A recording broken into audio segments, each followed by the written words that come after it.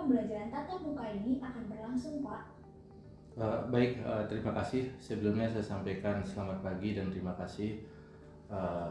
Bahwa perlu kami sampaikan kepada seluruh sivitas akademika bahwa ada beberapa hal terkait dengan semester genap tahun 2022 ini yang akan kami berlakukan dari Fakultas Pariwisata. Yang pertama bahwa sesuai dengan arahan dari Rektor Universitas Udayana dan juga surat edaran dari Kementerian bersama terkait dengan protokol kesehatan dan kondisi pandemi COVID-19, bahwa dengan kondisi Bali dan Indonesia secara umum pada level 2, 1 dan 2 dan perkembangan yang cukup signifikan membaik di Bali, mudah-mudahan terus membaik dari kondisi COVID ini, maka diarahkan kita Fakultas Pariwisata dan seluruh fakultas di Universitas Udayana pada semester depan, khususnya pada bulan Februari,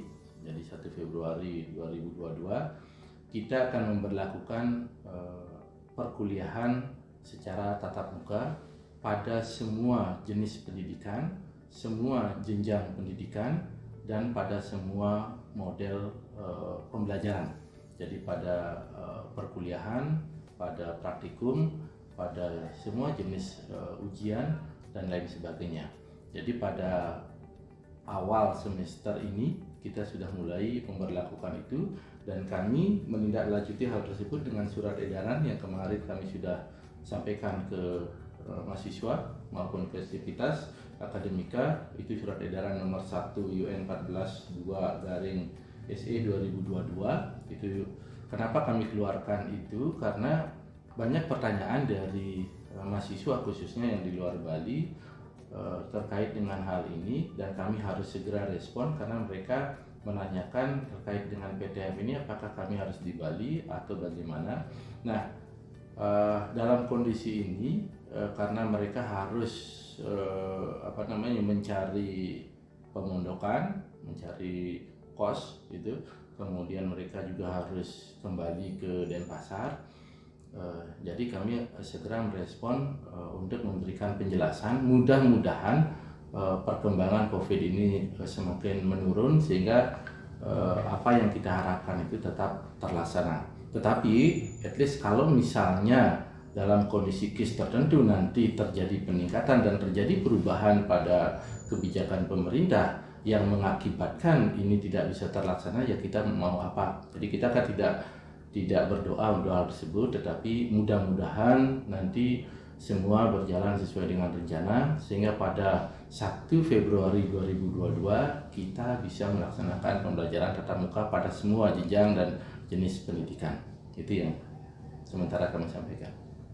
Baik Bapak, selanjutnya untuk perkuliahan bagi Fakultas Pariwisata sendiri kira-kira akan diadakan di mana Pak? Apakah semua akan pindah ke Bukit? Terima kasih. Jadi kalau untuk proses pembelajaran, karena kemarin kita tertunda untuk melakukan pemindahan, dan ini sesuai dengan apa yang sudah kita laksanakan sebelumnya pada sebelum masa COVID berlangsung. Jadi kita punya 3 klaster kami sampaikan dan itu tetap kami laksanakan. Yang pertama ada kampus Bukit Jimbaran, itu kampus yang gedung kita yang baru termasuk yang di HJ di lab. Kita akan konsentrasi pada seluruh jenis pendidikan S1. Jadi untuk S1 Prodi Pariwisata dan Industri Perjalanan Wisata itu kuliah total semua di Bukit. Nah, kemudian untuk S2 dan S3 itu kuliah masih tetap dilaksanakan di program Pascasarjana Sudirman, tidak di Goris ya. Jadi kemarin memang ada rencana pemindahan di Goris, tetapi untuk program studi S3 dan S2 itu kami masih tetap kuliah di Pascasarjana. Nah, kemudian untuk D4 karena juga memiliki gedung di Bukit, kami juga akan pindahkan ke Bukit, tetapi karena ada beberapa tempat di Denpasar di Goris ini yang masih bisa dimanfaatkan untuk semester 6 itu kami izinkan untuk kuliah di Goris, sehingga aktivitas di Fakultas Pariwisata seluruhnya berfungsi. baik itu di kampus Jimbaran, di kampus Denpasar Goris maupun di kampus Denpasar Sudirman. Nah, itu klaster yang sementara kita akan rencanakan sehingga betul-betul semester depan ini perkuliahan memang bisa berjalan dengan baik. Dan itu sudah berlaku dari yang lama. Cuma kemarin itu yang lama itu adalah administrasi fakultas itu belum pindah ke Bukit. Nah, semester ini kita akan agendakan seluruh administratif, layanan administrasi itu pindah ke kampus Bukit Jimbaran, baik itu D1 maupun D4. Sementara S2 S3 tetap di proses sarjana. Itu yang sementara kita akan buat skenario-nya. Baik Bapak, selanjutnya apakah ada opsi untuk mengikuti online Pak dalam pembelajaran? Iya, terima kasih. Jadi kami perlu sampaikan kenapa kebijakan ini segera kami respon, padahal ini kan masih berlaku sampai Februari ya. Karena ada hal-hal yang harus dipersiapkan. Yang pertama, kami yang harus mempersiapkan beberapa perangkat terkait dengan perkuliahan offline ini. Kemudian mahasiswa dan dosen juga harus persiapan nanti. Ini yang mungkin kami perlu sampaikan dan perlu dicatat oleh Bapak Ibu dan adik-adik mahasiswa nanti. Yang pertama adalah seluruh sivitas itu pada saat proses kegiatan tatap muka ini berlangsung, pada itu bimbingan, perkuliahan dan lain sebagainya itu sudah dipastikan tervaksinasi. Wajib, makanya kalau belum vaksin tidak boleh ke kampus. Ini yang pertama, wajib minimal 1 kali vaksinasi. Kemudian yang kedua, dia harus sudah memiliki program peduli lindungi. Itu kan harus dilengkapi dirinya. Jadi tidak dari kita yang menginisiasi, tapi mohon sudah punya aplikasi peduli lindungi sehingga kita bisa memastikan nanti melacak data tersebut, termasuk kita juga mempersiapkan nanti barcode itu di masing-masing klaster tadi, apakah di Bukit, di Denpasar atau di Pasar Sarjana. Nah, kemudian kami juga kenapa kami harus cepat, karena kalau misalnya mahasiswa dari luar Bali dia ke Bali, ini kan ada proses karantina. Makanya ini harus, kalau kita berlakukan di per 1 Februari 2022, at least maka dua mingguan lah dia harus sudah siap-siap untuk ke Bali. Jadi jangan sampai nanti di sini ada proses lagi mereka karantina, kemudian ada pengecekan dan lain sebagainya, tapi mudah-mudahan tidak terlalu membebani. Lebih baik silakan ke Bali. Nah, tapi kalau misalnya opsi tersebut memang tidak bisa dipenuhi karena kondisi usia misalnya, karena memang sakit, nah kami sudah minta kepada WD1 untuk mendata seluruhnya. Kami akan fasilitasi sehingga anak-anak kita yang masih di luar yang memang tidak bisa untuk tatap muka mungkin diberikan nanti opsi tertentu khusus untuk online. Tetapi kalau memungkinkan memang kami segera bisa sampaikan, kami akan undang, silakan segera berpindah ke Bali.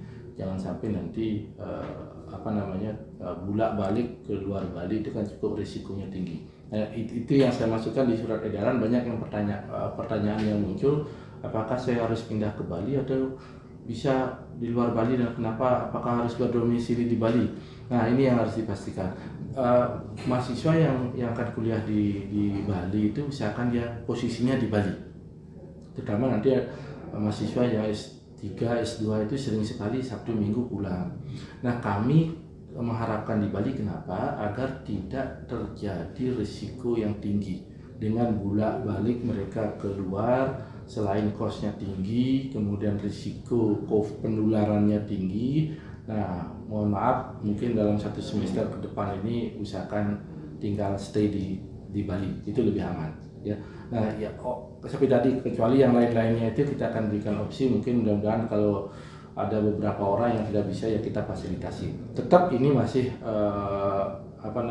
uji coba untuk tahap awal. Kita akan tidak memaksakan sekali, tapi jangan dipakai sebagai alasan untuk tidak bisa ke Bali. Ini yang harus dipahami. Jangan sampai nanti, Pak, saya tidak punya uang, tidak sehat ya, padahal mereka sehat ya. Karena ini keinginan semua juga, mudah-mudahan kita semua sehat, bisa berkumpul, dan saya kira semua juga sudah kangen. Tetapi tetap satu catatan saya adalah dalam pembelajaran tatap muka, prokes itu tetap menjadi nomor satu. Makanya kami tadi pertanyaannya saya lupa menyampaikan bahwa kami juga punya tanggung jawab sekarang untuk mempersiapkan berbagai hal terkait dengan perlengkapan dari proses pembelajaran tatap muka ini. Kami siapkan sekarang ruangan yang kapasitas hanya maksimal 50% dari total yang harus diisi. Itu kemudian fasilitas lain seperti cuci tangan, masker, dan lain sebagainya kita sedang bertahap untuk siapkan ke arah tersebut. Baik Bapak, sekian untuk pertanyaannya. Terima kasih Bapak. Baik, terima kasih. Mudah-mudahan bisa nanti kita semua sehat dan bisa kembali bergabung di Fakultas Pariwisata secara tatap muka dan sesuai dengan rencana dan bisa belajar dengan baik. Terima kasih.